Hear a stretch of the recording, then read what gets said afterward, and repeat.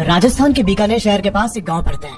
उसी गांव के रहने वाले हमारे एक सब्सक्राइबर भवानी भाई दिवाली की छुट्टियों में घर आए हुए थे। अब जो गांव में भवानी के पुराने दोस्त थे ना, वो सभी पढ़ाई के चक्कर में अलग अलग शहरों में रहने लगे थे। पर दिवाली की छुट्टी में ये सारे के सारे गांव पहुंचते हैं। अब दिवाली से ठीक 3 दिन पहले इन लोगों ने अपने गांव के पुराने अड्डे पर मिलने का प्लान बनाया। जब ये लोग अपने अड्डे पर इकट्ठे हुए तब इनका एक दोस्त संजय बोलता है कि भाई परसों छोटी दिवाली है और कल भर का ही टाइम रहेगा हमारे पास। अब काफी दिनों के बाद मिले हैं तो क्यों ना थोड़ा साथ में पीने का प्रोग्राम बनाया जाए। उस समय सबने हामी भर दी, पर फिर इनके दूसरे दोस्त दिलीप ने बोला कि भाई पर हम ये सब करेंगे कहाँ, क्योंकि ये गांव के अंदर तो पी नहीं सकते, किसी ने देख लिया तो बड़ा मसला बन जाएगा। अब इस बीच संजय अपने गाँव के एक नाई के बेटे को कॉल करता है।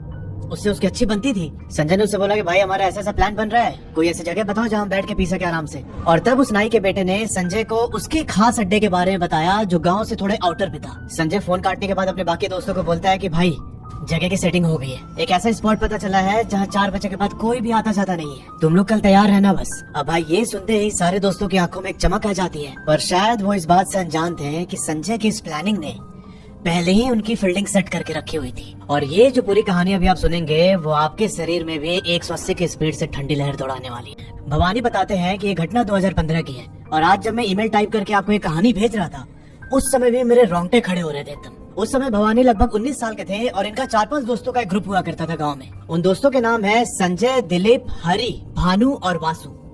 ये पांचों के पांचों दोस्त राजपूत थे और भवानी एक ब्राह्मण परिवार से बिलोंग करते थे। तो जो इसके पांचों राजपूत दोस्त थे ना, वो लोग भवानी को गुरु कहकर बुलाते थे। यहाँ पर सारे के सारे सेम एज ग्रुप के थे और जब हायर स्टडीज का टाइम आया तो ये सब दूसरे दूसरे शहरों में रहने लगे। साल में जब एक आध बार फेस्टिवल पर ये लोग गाँव आते तभी सबका मिलना होता था। अब जैसे मैंने आपको बताया था कि दिवाली से 3 दिन पहले ये सब अपने गाँव के पुराने अड्डे पर इकट्ठा होते हैं और वहाँ इनका प्लान बनता है भाई पीने का और थोड़ा पार्टी करने का। यहाँ संजय ने नाई के बेटे से पूछकर जगह का इंतजाम भी कर लिया। अब जो नाई के बेटे ने जगह बताई थी वो गाँव के बाहर जो इनका खेत है, खेत के ठीक पीछे एक छोटा सा बांस का बेड़ा जैसा बना हुआ है, मतलब एक बांस का ऐसे घेरा जैसा बना हुआ है गोल सा। उसी के अंदर बैठ के जो नाई का बेटा था वो अपने दोस्तों के साथ अपना पार्टी वार्टी किया करता था। 4-5 बजे के बाद उस जगह पर कोई भी आता जाता नहीं था, तो उस जगह को इन लोगों ने पीने के लिए सॉर्ट कर लिया। पर भाई यहाँ पर इनकी पार्टी पीने तक सीमित नहीं रहने वाली थी। इन लोगों का प्लान था कि रात के टाइम डिनर में हम लोग मुर्गा बनाएंगे और मुर्गा बनाने के लिए इन लोगों ने जगह डिसाइड किया अपने गाँव का सरकारी स्कूल। यहाँ पर भवानी के सारे दोस्त नॉनवेज खाते थे, बस यही वेजिटेरियन था अपने ग्रुप में। पर भाई ग्रुप में एक वेजिटेरियन हो तो उसकी कहानी चलती है। भवानी ने बोला कि मैं घर से अपने लिए कुछ लेके आऊंगा, तुम लोग उधर खाना, मैं साइड में बैठ के अपना खाना खा लूंगा। तो अपने प्लान के मुताबिक ये सब अगले दिन शाम के 5 बजे गांव के बाहर एक जगह पर इकट्ठा होते हैं। अब जो वो अड्डा था ना पीने वाला,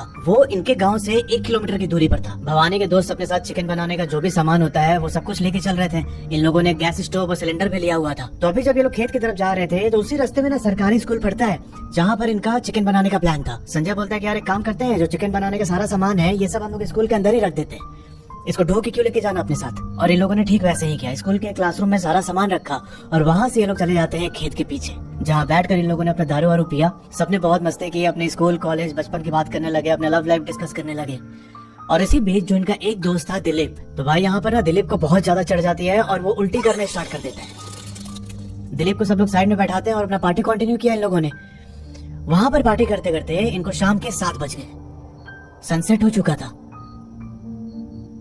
और धीरे धीरे अंधेरे ने उस जगह को अपने आगोश में ले लिया था। भवानी बताते हैं कि उस जगह पर हमें झिंगुर की आवाज सुनाई दे रही थी सिर्फ।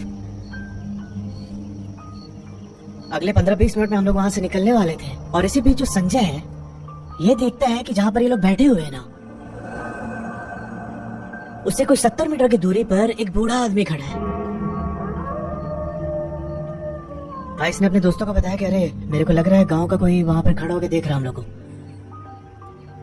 चल चल उठा उठा उठा उठा, सामान उठा, जल्दी निकलते हैं यहाँ से। अभी अपने दोस्तों से बात करने के बाद संजय दोबारा देखता है उसकी ओर और भाई पाया कि वहां पर कोई भी आदमी नहीं है। संजय को यहाँ लगा कि भाई उस आदमी ने हमें देख लिया है और अब ये गया गांव के अंदर बताने के लिए सबको। ये दौड़ के उस स्पॉट पर जाता है जहाँ पर उसने उस बूढ़े आदमी को देखा था, पर भाई इसने दूर दूर तक नजर मारी और कोई भी दिखाई नहीं दिया। ये पॉसिबल ही नहीं था कि उतने कम सेकंड में वो आदमी वहां से गायब हो जाए उस एरिया से। संजय भाग के अपने दोस्तों के पास वापस आता है और बोलता है कि भाई जल्दी सब कुछ पैक करो, स्कूल पे चलते हैं, वहां पर अपना खाना वाना बनाएंगे। अब ये लोग अपना पीने वाने का सारा सामान पैक करते हैं और जो दिलीप लड़का था उसको 2 दोस्त अपने साथ लेके सीधा स्कूल की तरफ निकल जाते हैं। वहां से 7-8 मिनट वॉक करने के बाद ये लोग फाइनली उस सरकारी स्कूल पर पहुंच गए। अब आगे की कहानी समझने से पहले आपको स्कूल का लेआउट जानना बहुत ज्यादा जरूरी है, वरना कुछ समझ में नहीं आएगा। तो अभी जब आप ये पूरा लेआउट देखेंगे तो आपको पता चलेगा कि इस स्कूल के 2 गेट हैं। एक जो गेट है जिसे गेट नंबर 2 बोलते हैं वो मेन रोड की तरफ खुलता है, और दूसरा वाला गेट कॉर्नर पर है जिसे गेट नंबर 1 बोलते हैं, और वो खुलता है गाँव की तरफ। गेट नंबर 2 से अंदर घुसते ही एक प्लेग्राउंड है। प्लेग्राउंड के राइट हैंड साइड में टॉयलेट बने हुए, और प्लेग्राउंड के लेफ्ट हैंड साइड में एक कोने में पानी की टंकी है 7-8 फीट की। तो अब जब आप प्लेग्राउंड से अंदर जाएंगे बिल्डिंग की तरफ, तब दोनों राइट हैंड और लेफ्ट हैंड साइड पर क्लासरूम्स बने हुए लाइन से। दोनों क्लासरूम के लाइंस के पैरेलली 2 गैलरी है, और जो लेफ्ट हैंड साइड वाली गैलरी है उसके जस्ट कोने में 2 रूम है। तो जो इसमें से एक रूम है वो जला हुआ है, ठीक है, और उस जले हुए रूम के जस्ट पास में ही एक पीपल का पेड़ भी है। आई होप आपको पूरा लेआउट क्लियर हो गया होगा। तो जब ये लोग स्कूल पहुंचे तब उस समय करीब 7:15 हो रहे थे, और भवानी बताते हैं कि हम सारे के सारे जो स्कूल की दीवार थी ना, दीवार से कूद के अंदर गए, क्योंकि ऑब्वियसली जो गेट था वो लॉक हो रखा था। इस समय शाम ढलने के बाद कौन ही आएगा स्कूल के अंदर। अभी आप भी यही सोच रहे हैं ना, मैं भी यही सोच रहा था भाई साहब अभी जो आगे मैंने पढ़ा मेरे एकदम रोंगटे खड़े हो गए। अच्छा चलो कहानी पर वापस आते हैं। अब जब ये सारे के सारे स्कूल के अंदर पहुंचे तब इनके 2 दोस्त संजय और हरी सिंह, ये दोनों अपना चिकन बनाने का सामान लेके क्लासरूम के अंदर चले जाते हैं। वहाँ पर प्रॉपर लाइट वगैरह की व्यवस्था थी, तो ये लोग वहाँ बैठ के चिकन बनाने लगते हैं। और इनके बचे 4 दोस्त, जिसमें वासु, भानु, दिलीप और भवानी, ये चारों जो उस दोनों क्लासरूम के लाइन के बीच में खुला एरिया था जिसको ये लोग कोर्टयार्ड बोलते हैं, वहाँ पर टाइलें बिछी हुई थी, और वहीं पर ये लोग बैठ के अपना बचा हुआ दारू पीने लगे। इन लोगों का प्लान था कि भाई जब तक वो लोग चिकन बना के लाएंगे तब तक जो हमारी दारू बच गई थी, हम खेत में खत्म नहीं कर पाए थे, उसे हम यहाँ पे निपटा देते हैं। भवानी ये भी बताते हैं कि जो स्कूल की बाउंड्री थी ना, बाउंड्री के बाहर पूरी खुली जगह थी, मतलब किसी का घर वर नहीं बना हुआ था उधर। इस बीच वासु बोलता है भवानी को कि भाई एक बार थोड़ा सा स्कूल के बाउंड्री के पास से चक्कर मार के आ जा, कि कोई हम लोग को देख तो नहीं रहा है, उसके बाद हम लोग पीना स्टार्ट करेंगे। भवानी भाई यहाँ पर बाहर निकलता है गेट नंबर 1 की तरफ, जो गेट गांव की ओर खुलता था। वहाँ गेट पर खड़े होकर थोड़ी देर देखता है आसपास, और कुछ सेकंड देखने के बाद ये वापस कोर्टयार्ड में आ जाता है। वहाँ पर बैठ के इन लोगों ने दारू पीना स्टार्ट किया। अभी इनको स्टार्ट किए हुए 5-7 मिनट हुए थे कि तभी जो वासु लड़का है इसका फोन बजता है। फोन पर इसकी मम्मी थी। मम्मी ने पूछा कहाँ है तू? तब वासु बोलते हैं कि ऐसे मैं आया था दोस्तों के साथ थोड़ा सा। क्या हुआ बताओ? तब उसकी मम्मी ने बोला कि अभी मैंने गरम गरम हलवा बनाया है, फटाफट घर आजा, खा के फिर चले जाना। फिर उसके बाद वासु ने फोन काटा और अपने दोस्तों को बोला कि यार घर पर हलवा बना है, तुम लोग खाओगे क्या? मैं लेके आता हूँ अभी। अब इसके दोस्त एकदम से रेडी हो गए। उन्होंने बोला कि हाँ भाई कोई दिक्कत नहीं है, तो हलवा लेके आ, अभी तो चिकन बनने में थोड़ा सा टाइम लगेगा, तो चिकन खाने के बाद हम लोग मीठे में वो हलवा खा लेंगे।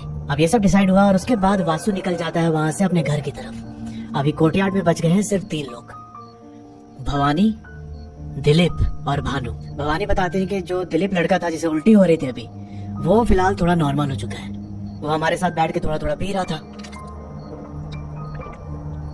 यहाँ पर वासु के जाने के 45 मिनट के बाद इनका चिकन बन के रेडी हो जाता है। संजय और हरी वो चिकन लेके कोर्टयार्ड में आते हैं और इन्होंने प्लान बनाया कि वहीं पर हम लोग बैठ के खाएंगे। फिर यहाँ दिलीप ने बोला कि यार एक बार वासु को तो कॉल कर ले, उसको आने दे, उसके आने के बाद खाते हैं। तो इन लोगों ने वासु को कॉल किया तो वासु ने उधर से फोन ही नहीं उठाया। अब कुछ टाइम के बाद वासु का कॉल बैक आता है। वो बोलता है कि भाई यहाँ घर पर ना थोड़े मेहमान आ गए हैं, तो मुझे थोड़ा सा लेट हो जाएगा आने में, तुम लोग खाना स्टार्ट करो और मेरे लिए थोड़ा सा छोड़ देना बर्तन में। ये बोल के भाई वासु ने कॉल कट कर दिया। अब इस समय खाने वाले यहाँ पर थे हरी सिंह, संजय, दिलीप, भानु और भवानी तो वेजिटेरियन था, तो वो ऑलरेडी साइड में बैठा हुआ था जिधर राइट हैंड साइड वाले क्लासरूम की लाइन थी। पर भवानी बताते हैं कि जब उन लोगों ने चिकन ला के वहाँ बीच में रखा ना, तभी भानु बोलता है कि यार मेरा ना कुछ मन नहीं कर रहा खाने का। वो भवानी से बोलता है कि भाई जो तो घर से लाया है वेजिटेरियन, मैं भी वही खा लूंगा एक रोटी। संजय और हरी बोलते हैं कि भाई ठीक है, तुझे नहीं खाना मत खा, हम लोग तो भूख लगी सुबह से बहुत ज्यादा। अब ये बोलने के बाद संजय, हरी और दिलीप ये तीनों एक गोला बना के वहीं बीच में बैठ जाते हैं। इन्होंने बड़े से बर्तन के अंदर चिकन डाला और सब अपने अपने प्लेट में उस बर्तन से चिकन लेके खा रहे थे। भानु और भवानी वहीं कोर्टयार्ड के साइड में थोड़ी दूर पर बैठे हुए थे इनसे। भवानी बताते हैं कि मैं जो घर से रोटी सब्जी लेके आया था वो मैं और भानु खा रहे थे और हम लोग साथ साथ मोबाइल भी चला रहे थे अपना। अच्छा, अभी ऐसा होता है ना कि दिवाली के कुछ टाइम पहले ही सब लोग पटाखे वगैरह जलाना स्टार्ट कर देते हैं। तो भवानी ने बताया कि जो वो बिल्कुल एंड में क्लासरूम था ना, जहाँ पर इन लोगों ने चिकन बनाया था, और उसके बाजू में जो वो जला हुआ रूम है, तो चूंकि स्कूल के पीछे वाला गेट गाँव की ओर खुलता है, तो गाँव की तरफ जब भी वहाँ पर बच्चे पटाखे वगैरह जला रहे थे, तो उसकी रोशनी में हमें ना जो वो 2 रूम थे क्लासरूम के एंड में, एक जो जला हुआ था और जो दूसरा वाला जिसके अंदर इन लोगों ने चिकन बनाया था, वो दोनों रूम थोड़ी तरह लाइट में दिखाई दे रहा था हम लोगों को। अभी जो आप इमेज देख रहे हैं उसमें आपको साफ साफ पता चलेगा कि इनका सिटिंग पोजीशन क्या था। पहले संजय बैठा है, फिर दिलीप बैठा है, फिर हरी बैठा है और बीच में वो खाने का बर्तन था। भवानी बताते हैं कि वो तीनों बहुत ज्यादा भूखे थे भाई, सुबह से कुछ नहीं खाया था, तो जैसे ही उनके प्लेट में खाना गया वो बस खाने में बिजी हो गए। हम जल्दी जल्दी खा रहे थे वो लोग। कुछ टाइम के बाद हम भी अपना खाना खा के फ्री हो गए और अब हम मोबाइल में बिजी हो जाते हैं। संजय, हरी और दिलीप की नजर अपने खाने पर थी और मेरी और भानु की नजर हमारे फोन पे। अब इसी बीच खाते खाते संजय की नजर एक बार ऊपर जाती है और भाई ऊपर देखते ही उसकी पूरी बॉडी एकदम फ्रीज। बस वो दो ही शब्द बोले जा रहा था, दिलीप, हरी, दिलीप, हरी देख। अब जैसे इन दोनों ने संजय की आवाज सुनी, ये लोग भी ऊपर देखते हैं और भाई ऊपर देखते हैं ये दोनों भी एकदम फ्रीज। अब ये आवाज सुनते ही भवानी और भानु दोनों उनकी ओर देखने लगते हैं और भाई इन लोगों ने देखा कि जिस घेरे में बैठ के ये लोग चिकन खा रहे थे, उसी घेरे में इनके साथ एक 18-19 साल की लड़की खड़ी थी। भाई उसका चेहरा एकदम ब्लैक और वो ना ऐसे करके झुकी हुई आगे की तरफ। जो उसका चेहरा था वो चिकन के बर्तन के ऊपर की तरफ आ रहा था और यहाँ उसके आंख से ब्लड निकल के उस बर्तन में गिर रहा है। भाई साहब ये नजारा देखते ही इनका खून सूख गया। अब इससे पहले कि लोग कुछ भी रिएक्ट करते हैं, वो लड़की अपना गर्दन टिल्ट करके पहले संजय की ओर देखती है। कुछ सेकंड के बाद फिर उसने दिलीप की ओर देखा और फिर गर्दन एकदम सीधा करके सामने भानु और भवानी बैठे हुए थे उनको घूरने लगी। यहाँ पर भाई सारे के सारे एकदम फ्रीज हो चुके थे। किसी के शरीर में कोई भी मूवमेंट नहीं, कोई हरकत नहीं कर रही है लोग। इनके अंदर इतना डर बैठ गया था कि कहीं हम मूवमेंट करें तो वो शायद हम पर अटैक कर देगी। थोड़े टाइम के बाद उस लड़की ने अपना पूरा हाथ जो बर्तन था चिकन का उसके अंदर डाल दिया। ये लोग बताते हैं कि एक हाथ में उसने 4-5 मांस का टुकड़ा निकाला और अपने मुंह में भर के जो पीछे रूम था ना जला हुआ, उसकी ओर भागने लगी। और देखते ही देखते भाई वो रूम के अंदर चले गए। उसके रूम के अंदर जाते ही लोगों ने एक लंबी सांस ली। भाई अभी तक जो उनकी बॉडी एकदम इनएक्टिव पड़ी हुई थी, एकदम से एड्रेनलिन पंप होता है। ये लोग अब यहाँ पर स्कूल से बाहर भागने के लिए तैयार थे, पर मैंने आपको बताया था कि जिधर वो जला हुआ रूम और उसके बाजू में दूसरा वाला रूम था जिसमें लोगों ने चिकन बनाया था, उसके पीछे वाला जो गेट है वो गाँव की तरफ खुलता है। कायदे से तो इनको उधर ही भाग के जाना चाहिए था गाँव की ओर, पर इनके दिमाग में एक डर बैठ गया था कि भाई उसी जले हुए कमरे में वो लड़की गई है, क्या पता हम उधर से क्रॉस करे और वो हमारे ऊपर अटैक कर दे। तो इन लोगों ने डिसाइड किया कि भाई जो प्लेग्राउंड की तरफ गेट है, जो गेट मेन रोड की तरफ खुलता है, हम उधर की ओर से भागेंगे। ये लोग कोर्टयार्ड से बाहर निकल के आते हैं प्लेग्राउंड की तरफ। आपको याद होगा कि प्लेग्राउंड के राइट हैंड साइड की तरफ टॉयलेट बने हुए हैं और लेफ्ट हैंड साइड की तरफ वो 8 फीट की टंकी थी। अब ये लोग जैसे ही प्लेग्राउंड के पास आते हैं ना, इनकी नजर गई उस टंकी के पास। भाई साहब ये सारे के सारे देखते हैं कि उस टंकी के पास एक 60-70 साल की बूढ़ी औरत खड़ी है। उसके बाल एकदम व्हाइट हैं, उसने साड़ी पहनी हुई थी, चेहरे पर झुर्रियां थी और पटाखों की रोशनी में उसका चेहरा थोड़ा थोड़ा विजिबल हो रहा था इन लोगों को। भवानी बताते हैं कि भैया इसी बीच ना मेरा उस औरत से आई कांटेक्ट हुआ और मैंने देखा कि जो उसकी आंख है वो पलटी हुई थी ऊपर की तरफ। अब ये नजारा देख के मेरे अंदर एकदम कपकपी होने लगी।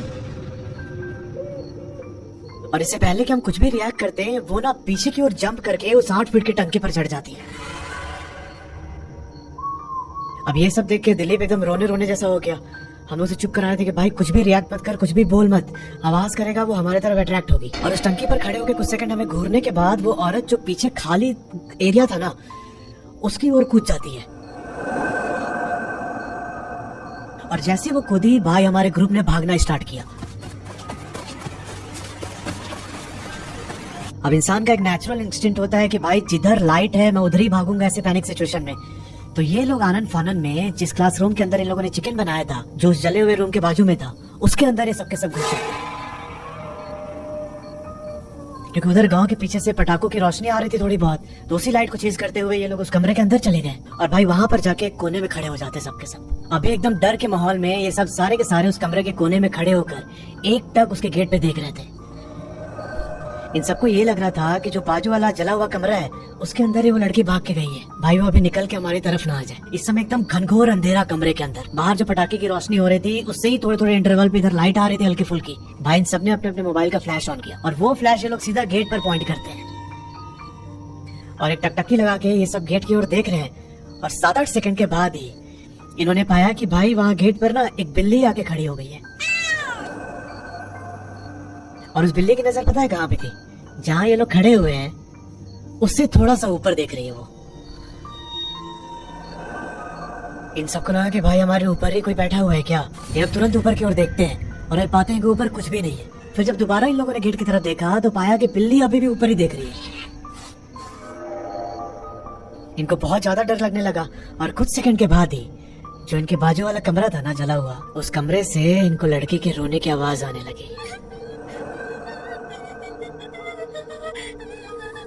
ये लोग बहुत ज्यादा पैनिक करने लगते हैं और इसी बीच जो दिलीप लड़का था वो ना रूम के अंदर एक लकड़ी का फट्टा पड़ा हुआ था, वो फट्टा उठा के उस बिल्ली की तरफ फेंकता है और ऐसा करते हैं बिल्ली वहां से भाग गई। पर जैसे ही वो भागी ना, इन सब ने देखा कि भाई उसके बाद करीब 50-60 बिल्लियां गेट के बाहर से भाग रही हैं। अब अगले कई सेकंड तक बहुत सारी बिल्लियां सामने से क्रॉस करती रही। इनको ऐसा फील हुआ कि 100-150 बिल्लियों ने हमारे कमरे को घेर लिया है। इस बीच जो भवानी के दोस्त थे वो बोलते हैं कि गुरु तू तो ब्राह्मण है ना, तुझे थोड़ा बहुत तो कुछ आता होगा, प्लीज हमें इस समस्या से बाहर निकाल, क्या करना चाहिए कुछ बता। और इस पॉइंट पर भवानी के दिमाग में एक आइडिया आता है। इसने अपना चप्पल निकाला और फिर भगवान को याद किया कि हे भगवान अब आप हमारी रक्षा कीजिएगा। ऐसा बोलने के बाद उसने अपने दोस्तों को बोला कि देख मैं चप्पल बाहर फेंकता हूँ, अगर ये चप्पल सीधा पड़ा तो हम लोग यहाँ से निकल के बाहर भागेंगे, और अगर चप्पल उल्टा गिरा तो हम आज रात यहीं कमरे में बैठ के वेट करेंगे सुबह होने का, कोई यहाँ से बाहर नहीं जाएगा। पर फिर संजय बोलता है कि भाई हम लोग बाहर भाग के जाएंगे कहाँ। तो दिलीप ने बोला कि यार हमने ऐसे ही बहुत पिया हुआ है, हमारे मुंह से स्मेल भी आएगी, तो हम गांव वाले गेट की तरफ ना जाके जो गेट पीछे रोड की ओर खुलता है उसकी तरफ भागेंगे। ये सब बोलते हैं कि ठीक है। यहाँ भवानी ने अपना चप्पल बाहर फेंका और वो चप्पल बिल्कुल सीधे सीधे जाके गिरता है और ये सबके सब एकदम हल्ला करते हुए उस कमरे से बाहर निकलते हैं। भवानी अपना चप्पल पहनता है और ये दौड़ के पीछे प्लेग्राउंड की तरफ भागने लगे। प्लेग्राउंड क्रॉस करके जो बाउंड्री थी स्कूल की, उस बाउंड्री को फांदा इन लोगों ने और फिर वहां से 200 मीटर आगे जाके ये लोग रुकते हैं एक जगह पे। और फिर वहां रुक के इन लोगों ने पीछे देखा कि कोई हमारा पीछा तो नहीं कर रहा है। इन्होंने पाया कि भाई कोई भी नहीं था पीछे।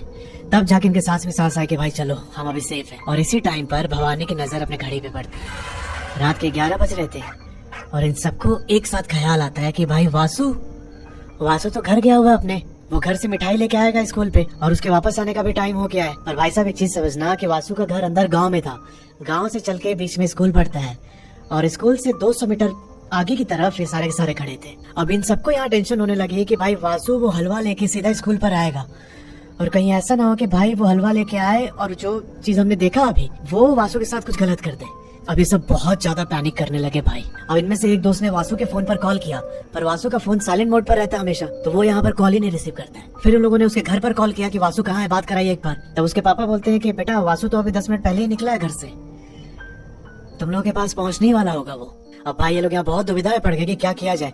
किसी की हिम्मत नहीं हो रही थी कि स्कूल की तरफ जाए और उधर रास्ते में ही वासु को रोक ले, क्योंकि वासु जो वो स्कूल की गेट गांव की ओर खुलती है उसी गेट का बाउंड्री फांद के अंदर आने वाला था। ये सारे दोस्त अगले 5 मिनट तक एकदम पैनिक में ही खड़े रहे कि अब क्या करें, हमें समझ में नहीं आ रहा है।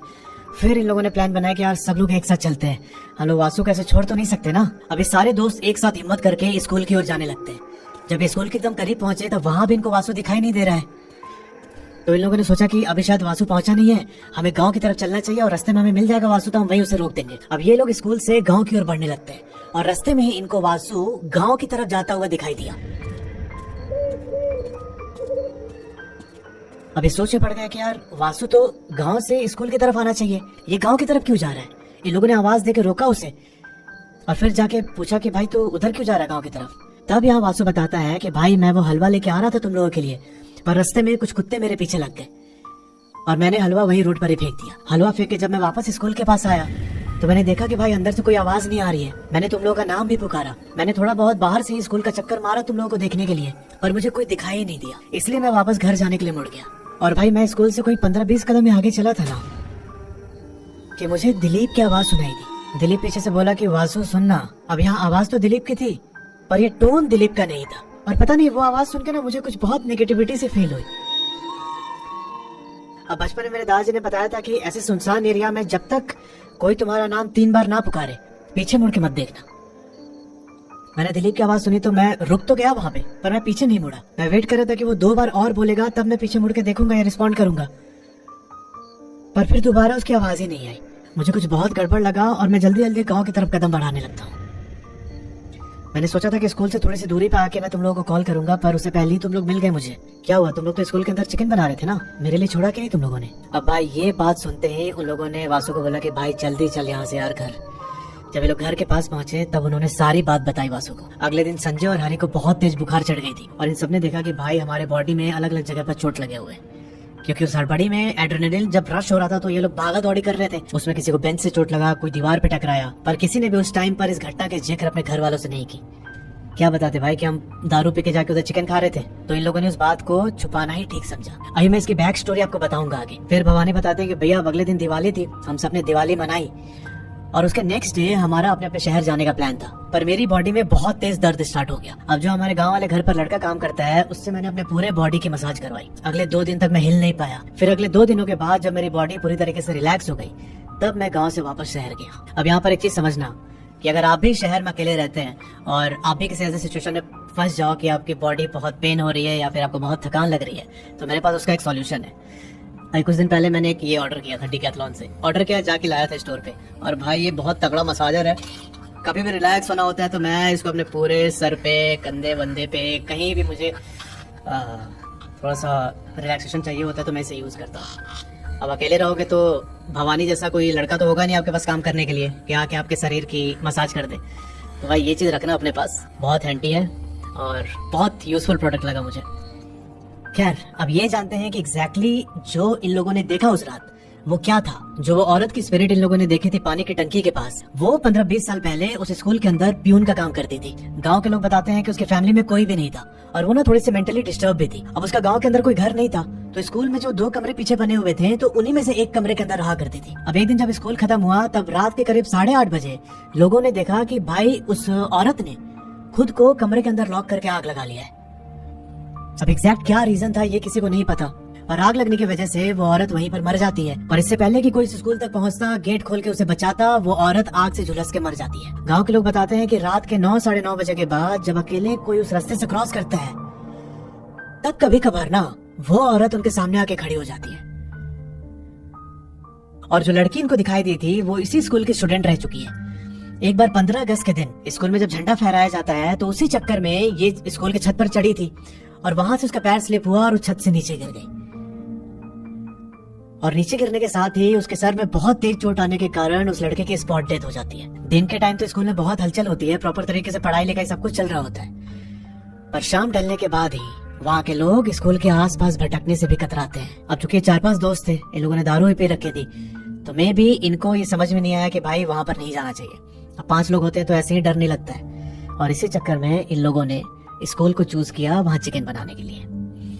तो भाई ये थी पूरी कहानी। अगर आपके जानने में ऐसा कोई इंसिडेंट हुआ है तो नीचे जो ईमेल आईडी आ रहा है उस पर आपने कहानी मुझे भेज सकते हैं। Thanks for watching.